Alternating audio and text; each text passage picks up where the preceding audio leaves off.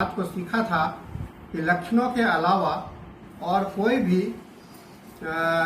सूत्र नहीं होता है जिसके द्वारा हम दवा को विषय में जान सकते हैं।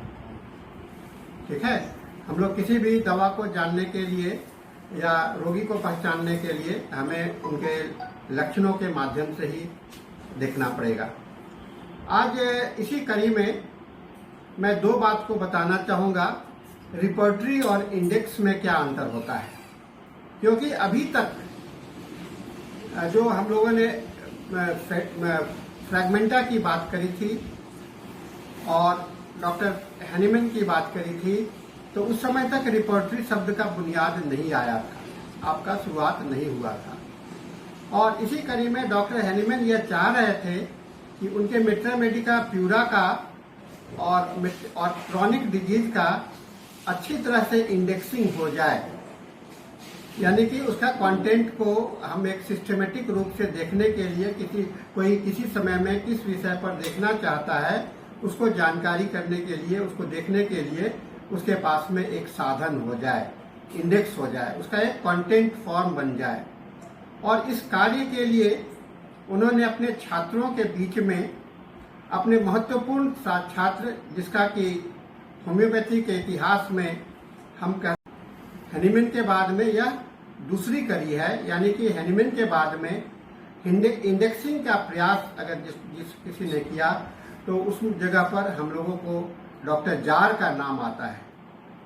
डॉक्टर जार एक ऐसे व्यक्तित्व थे जिन्होंने अपनी पढ़ाई, होम्योपैथी की पढ़ाई और मेडिकल की पढ़ाई पहले होम्योपैथ डॉक्टर हैनीमैन के शिष्य बनने के बाद शुरू किया। उसके पहले डॉक्टर जार को किसी भी प्रकार का होम्योपैथी का या मेडिकल साइंस का कोई भी डिग्री नहीं था।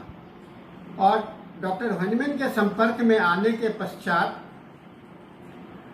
इन्होंने हैनीमैन का एक सहयोगी बन करके, उनके मार्ग पर चल करके इन्होंने एक अपने को होम्योपैथी सिस्टम ऑफ मेडिसिन के लिए इन्होंने अपने को डेडिकेट कर दिया। डॉक्टर जार का पूरा नाम doctor Georg Heinrich Gottlieb Jahr है।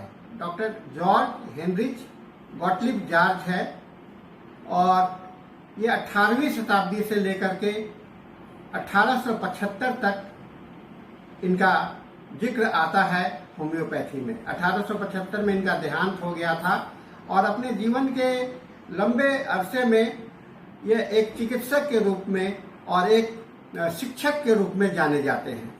एक चिकित्सक और शिक्षक के रूप में जाने जाते हैं। और ब्रिटिश जर्नल में कहा गया है कि डॉक्टर जार का जन्म 1800 ईस्वी में हुआ था, जर्मनी के एक छोटे से शहर सैक्सोनी में।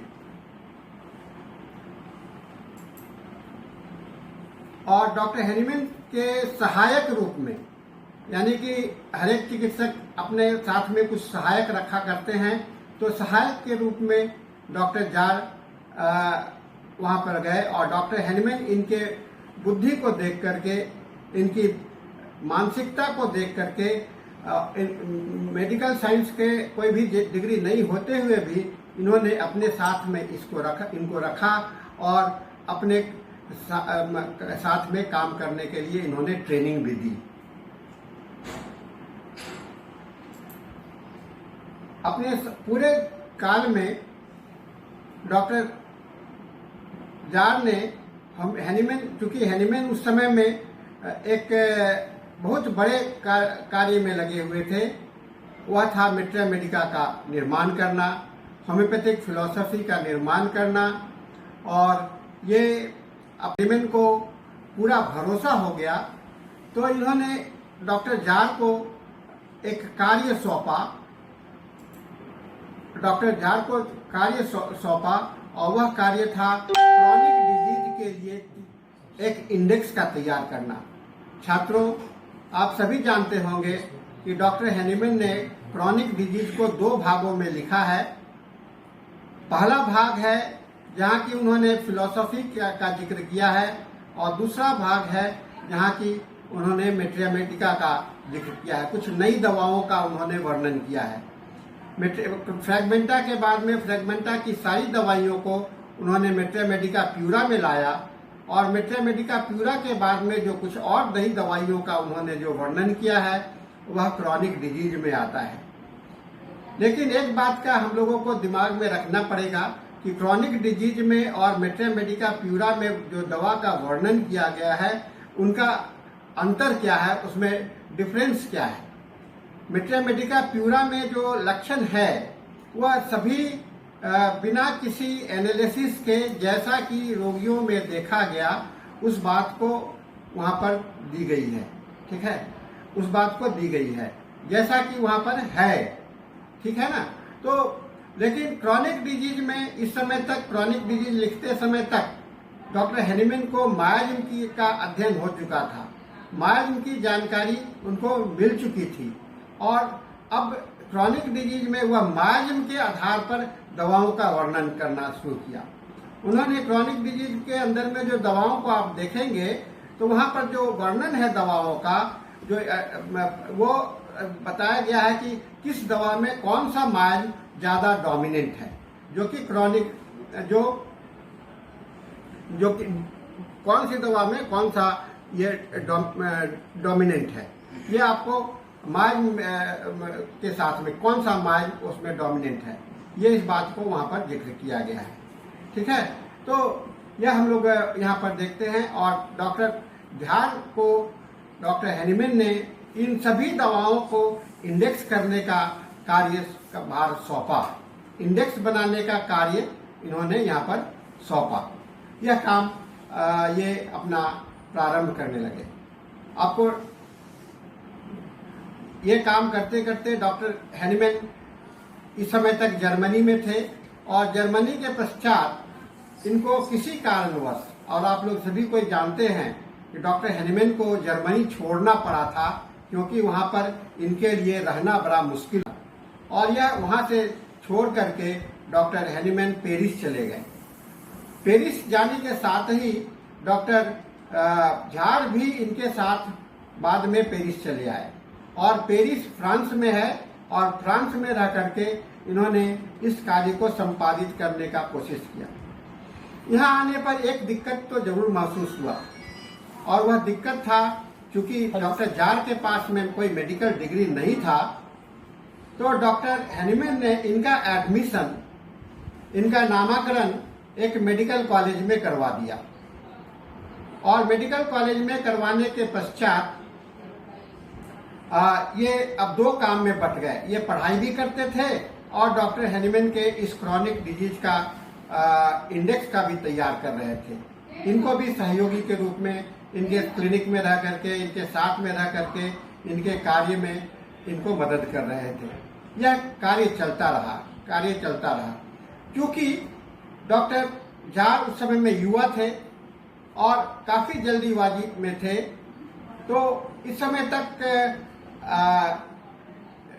तक ये कार्य को संपादित और सही ढंग से, और डॉक्टर हैनीमैन इनके इस कार्य प्रणाली से संतुष्ट नहीं थे। वह इंडेक्स जो है, तो इंडेक्सिंग का काम जो है सो वह पूरा नहीं हुआ।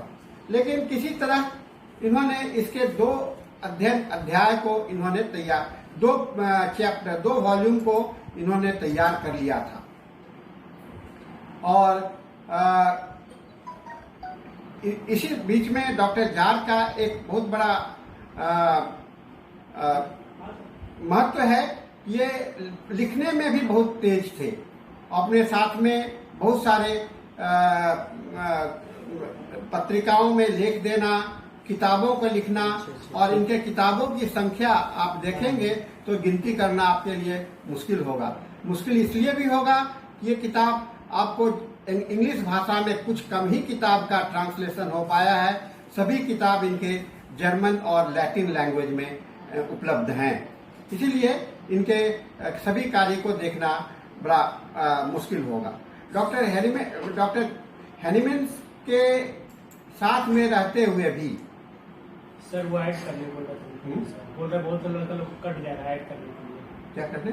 ऐड करने के लिए। ऐड नहीं हो रहा है, नहीं हो रहा सर। वेटिंग रूम पे आ रहा है। तो 45 मीटिंग में सर सारे कार्य थे और कई एक लेखों का था। कहा जाता है कि डॉक्टर जार का जो सबसे पहला लेख था वह था manual of the chief indication for the use of all known homeopathic remedies in their general and special effect according to the clinical experience with systemic and alphabetic repertory. Doctor Hahnemann इस समय तक repertory व शब्द का ज्ञान हो चुका था और वो रिपोर्टरी शब्द का इस्तेमाल मैं अगले किसी लेक्चर में और भी रिपोर्टरी के विषय में बताऊंगा कि रिपोर्टरी का क्या और भी महत्व रहा है। लेकिन डॉक्टर जार का पहला पब्लिकेशन आया था जिसके अंदर में उन्होंने एक अल्फाबेटिकल रिपोर्टरी बनाया था। 1849 में 1849 में डॉक्टर जार ने एक और भी बहुत महत्वपूर्ण पुस्तक का खोज किया लिखा जिसका नाम था complete symptom codex of homeopathic materia medica. इन्होंने कोडेक्स कहा, कोडेक्स मतलब उस समय इंडेक्स को कहा जाता है, और उन्होंने एक जो पब्लिकेशंस किया, इन्होंने जो रिपोर्टरी तैयार किया उसका नामकरण इन्होंने होम्योपैथी सिम्टोमेटिक कोडेक्स कहा, जो कि बहुत ही पॉपुलर हुआ। हालांकि ये कई एक बार पब्लिश हुए लेकिन इसकी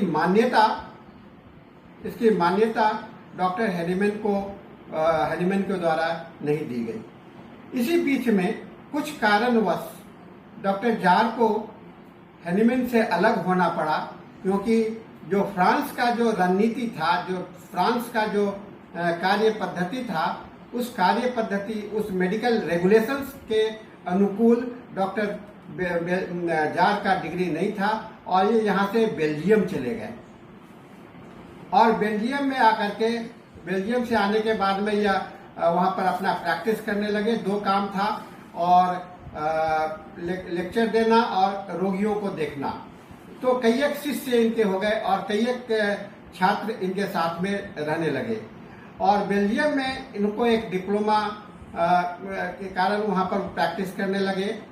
और लेकिन बेल्जियम में जो मेडिकल की पढ़ाई इन्होंने फ्रांस में की थी उसकी मान्यता नहीं थी, इसके कारण वह प्रैक्टिस नहीं कर पा रहे थे। तो डॉक्टर जार को अब अपने जीविका का बहुत चुनौती आ गया, यानी कि उनके अपने लिए उनके लिए बन गया। अब ये लेकिन इनके इतने शिष्य हो चुके थे कि उनकी सहायता करते रहे। इसी बीच में इनका कई एक बीमारियों से ग्रसित हो गए, जो कि बहुत बड़ा इनके बहुत बड़े कार्बंकल्स इनको हुए, और उस कार्बंकल के कारण धीरे धीरे इनका जीवन जो है सो समाप्त हो गया। डॉक्टर झा का कहते हैं कि डॉक्टर झा के कार्य से डॉक्टर हैनीमैन संतुष्ट नहीं थे, और अब तक डॉक्टर झा ने 3 वॉल्यूम में रिपोर्टरी को तैयार कर चुके थे। ये तीनों वॉल्यूम जो रिपोर्टरी के थे वह आपको चूंकि संकलन था क्रॉनिक डिजीज से, मेट्रिया मेडिका प्यूरा से और सब जगहों से, तो यह एक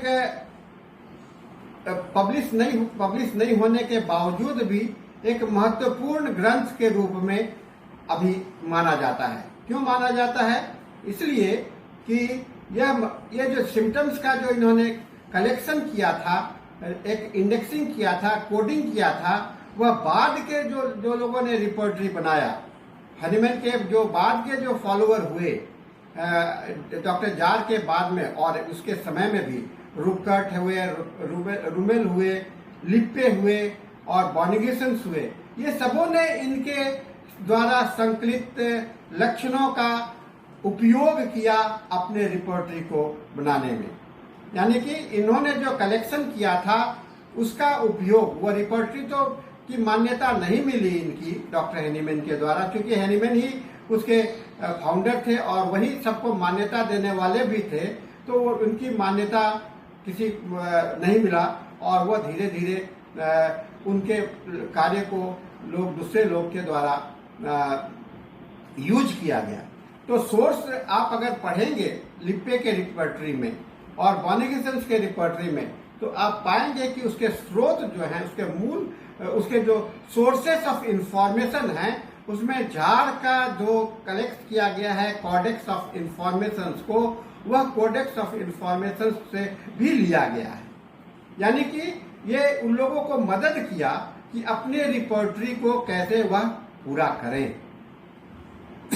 अपने रिपोर्टरी को पूरा करने में आप जानते हैं कि बाद के रिपोर्टरी बहुत महत्वपूर्ण है। हम लोग अगले क्लास में, किसी क्लास में जब पढ़ेंगे, तो बाद के रिपोर्टरी